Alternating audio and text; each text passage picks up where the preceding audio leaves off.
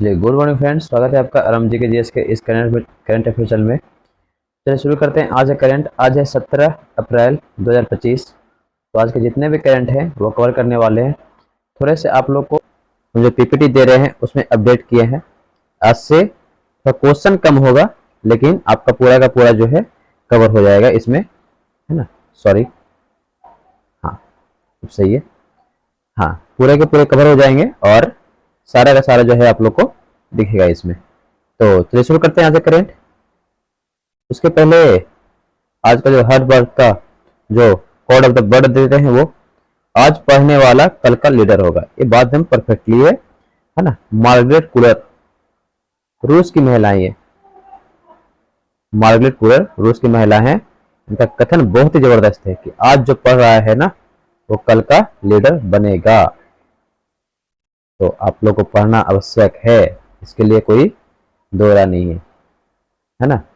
चलिए, और वो पढ़ता है वही तो लीडर होता है, ऐसा है नहीं। चलिए नेक्स्ट बढ़ते हैं। हाँ, थोड़े से आपके नॉलेज के लिए दे कि हमारे जो ब्रांच है दो जगह हैं, एक है हिलसा, एक है कंगासरा। तो हिलसा में अभी टेस्ट प्रैक्टिस एमसीक्यू यूज है। शिवनगर स्टेशन रोड हिलसा, है ना। यहाँ पे मेरा ब्रांच है और सभी सब्जेक्ट के चैप्टर वाइज टेस्ट आप लोग को शुरू किए जाएंगे। हाई लेवल एमसीक्यू भी सोल्यूशन होगा, है ना। टाइमिंग इवनिंग में है और ये नेक्स्ट मंथ कहने का मतलब कि मई, है ना। 1 मई से ये बैच आप लोग के लिए शुरू हो जाएंगे। जो 12 से 1 है, 1 से 2 है और 5 से 6 है ना। सभी चैप्टर के 50 से 70 हाई लेवल एमसीक्यू जो है शुरू हो जाएंगे, ठीक है। चलिए नेक्स्ट आपका है जो भी बैच हमारे यहाँ चल रहे हैं वो 8 से 9 और 9 से 10 के लिए एडमिशन अभी ओपन है ना। न्यू बैच स्टार्ट होने में भी टाइम है, तो ये भी नहीं देखते हैं। चलिए ठीक है। चलिए, आप लोग का पहला क्वेश्चन है, वैश्विक मूल्य श्रृंखला में भारत की भागीदारी को सशक्त बनाना रिपोर्ट किसने तैयार करता है, मतलब कौन सा संस्था है जो इसको तैयार करता है। तो है national institute for transforming India, यह है नीति आयोग, है ना। NITI नीति आयोग, ये जो है वैश्विक मूल्य श्रृंखला में भारत की भागीदारी सशक्त बनाना रिपोर्ट तैयार किया है ना। और आप लोग को एक क्वेश्चन का कमेंट में आंसर दे रहे हैं कि नीति आयोग के वर्तमान में अध्यक्ष कौन है ना। नीति आयोग के अध्यक्ष कौन है वर्तमान में, ये कमेंट बॉक्स में आंसर आप लोग जरूर दिए। काफी हल्का, काफी स्लो लो क्वेश्चन है जिसका आंसर आप लोग को देना है। चलिए, यहाँ पे क्वेश्चन नंबर 2 होगा, तो इसे मिस्टेक हो चुकी है ना। 2023 में ऑटोमोबाइल उत्पादन में भारत का विश्व में कौन सा स्थान था। तो आंसर है इसका चौथा। भारत में विश्व का स्थान क्या था, चौथा, है ना। जो कि किसके बाद, तो पहला अमेरिका, दूसरा चीन और तीसरा है ना फ्रांस। ये 3 देश के बाद हमारा जो नंबर आता है वो चौथे पे आता है, ठीक है। चलिए क्वेश्चन नंबर 3 आते हैं।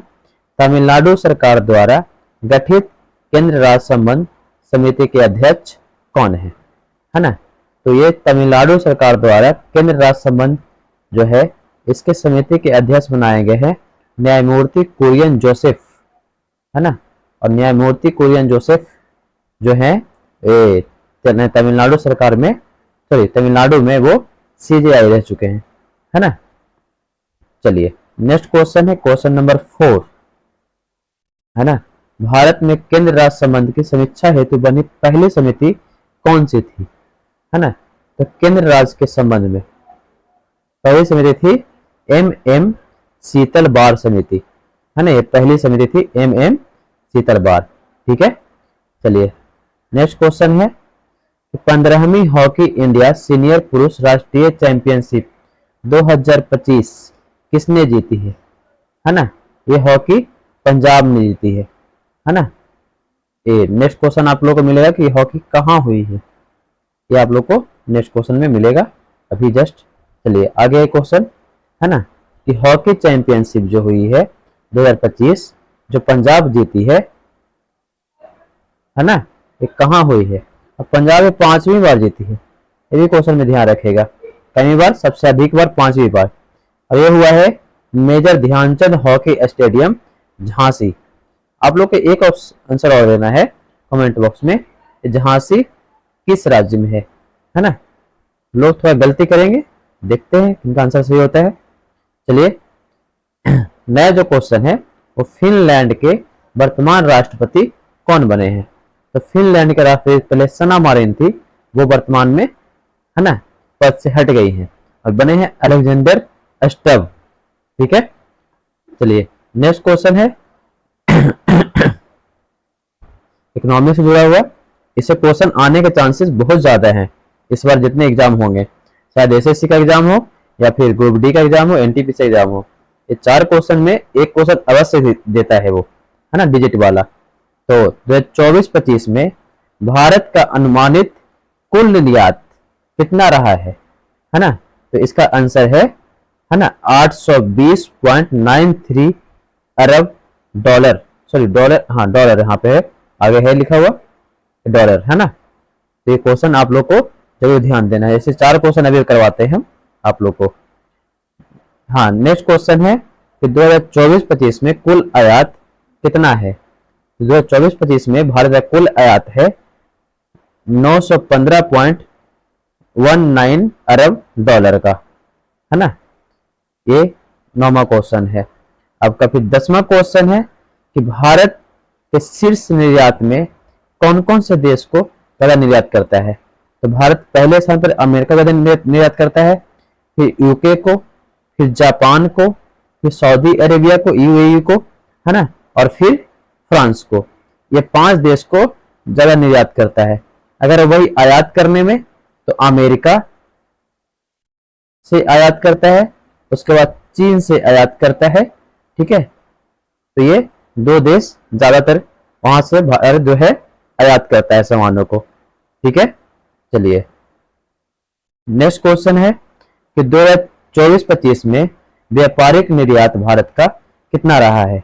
तो व्यापारिक निर्यात भारत का रहा है 437.42 अरब डॉलर का, है ना। और निर्यात काफी कम है आयात से, है ना, क्योंकि आयात 942 था तो उससे काफी कम है। चलिए नेक्स्ट क्वेश्चन है कि सेवा क्षेत्र में भारत का निर्यात कितना है। तो सेवा क्षेत्र में भारत का निर्यात है ना 383.51 अरब डॉलर का।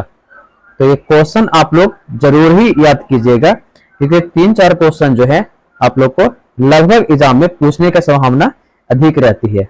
इकोनॉमी से क्वेश्चन नहीं बनते हैं। ठीक है, इकोनॉमिक करंट क्वेश्चन।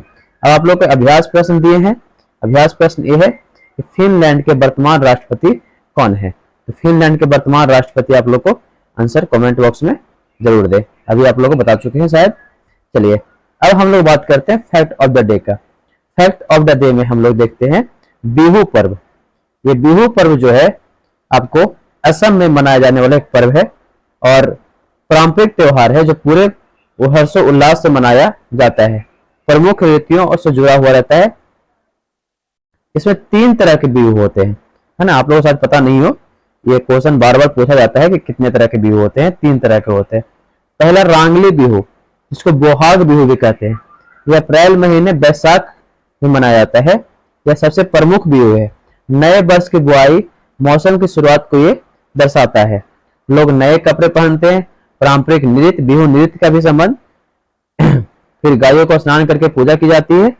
दूसरा कांगली बिहू, जिसे कटनी पर मनाते हैं अक्टूबर में। यह फसल कटाई के पहले समय होता है, जब घर में अनाज कम होता है, इसलिए इसे गरीबों का बिहू भी कहते हैं, है ना। तो एक क्वेश्चन ये भी बन सकता है कि गरीबों का बिहू केवल कौन से बिहू कहते हैं। कटी बिहू, कांगली बिहू, है ना, बोहाग बिहू, ऐसे करके आंसर आपको देंगे, है ना। यह शांत एवं आध्यात्मिक भी होता है। किसान दीप जलाकर अपने खेतों की रक्षा के लिए प्रार्थना करते हैं। क्योंकि क्या होता है ना, कभी कभी हाल फिलहाल में क्या हुआ, जब फसल कटने की बारी आई तो हाल फिलहाल में आंधी तूफान ज्यादा आ गया था, तो इसमें फसल की सुरक्षा का ज्यादा ख्याल रखा जाता है। नेक्स्ट है भोगाली बिहू। ये जनवरी महीने में मनाया जाता है। यह फसल कटाई के बाद मनाया जाता है और समृद्धि का प्रतीक होता है। इसमें दावत का आयोजन होता है। लोग मेजी रैकड़ियों पर आग जलाते हैं और उत्सव मनाते हैं। तो ये काफी सारे 3 तरह के बिहू जो है हमारे यहाँ मनाए जाते हैं। एक कहाँ मनाया जाता है बिहू? असम में, है ना? कहाँ? असम में मनाया जाता है। तो इसी के साथ आज का जो करंट है सेशन वो समाप्त होता है। थैंक यू एंड धन्यवाद। आपका दिन शुभ रहे। अब डेली करंट के साथ जुड़े हुए आराम जी के जीएस सौरभ आनंद के साथ। Thank you.